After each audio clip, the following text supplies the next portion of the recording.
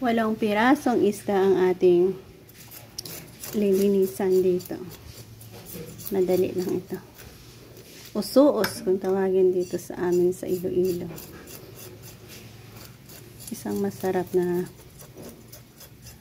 isda ito. Pwedeng iperito, isugba, isabaw, taksiyo.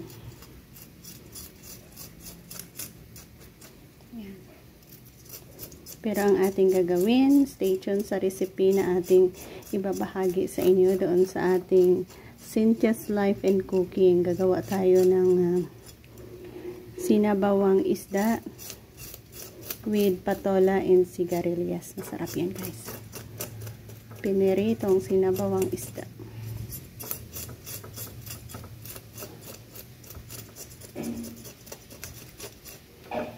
Sabing piraso lang naman ito. Madali lang ito.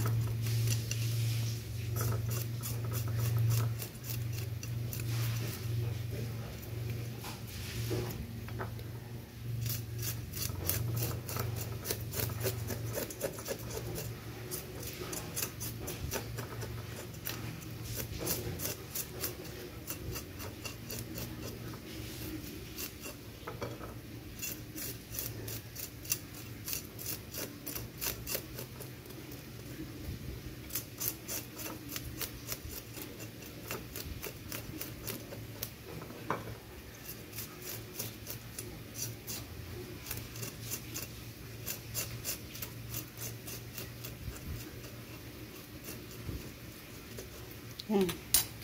Tapos na natin kaliskisan. Next na gagawin natin, kunin natin yung pinaka hasang. Yan. Tapos ganyan. Tapos i-press mo yan dyan.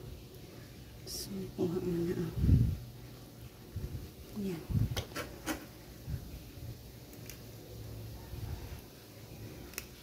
Hindi pala nakita.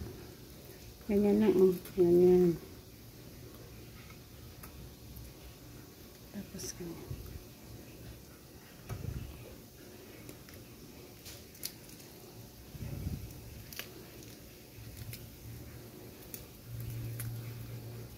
Ayan.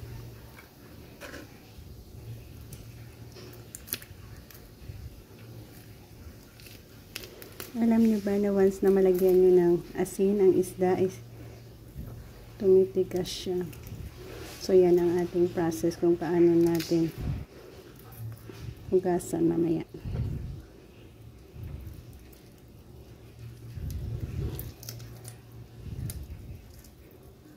Ayan.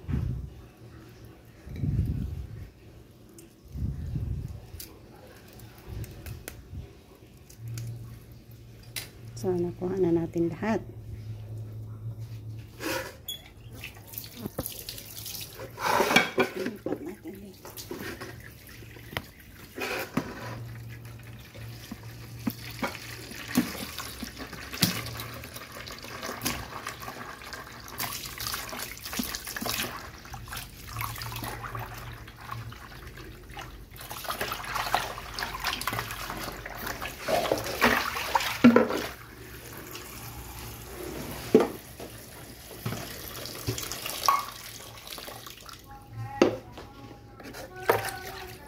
Lagyan natin ng asin. Hugas asin.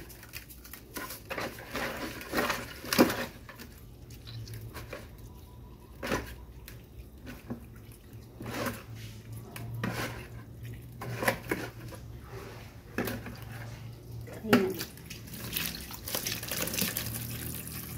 So, at ito na ang ating malinis at ready to fried. Usuos. Madali lang linisin. Again, thank you and God bless us all.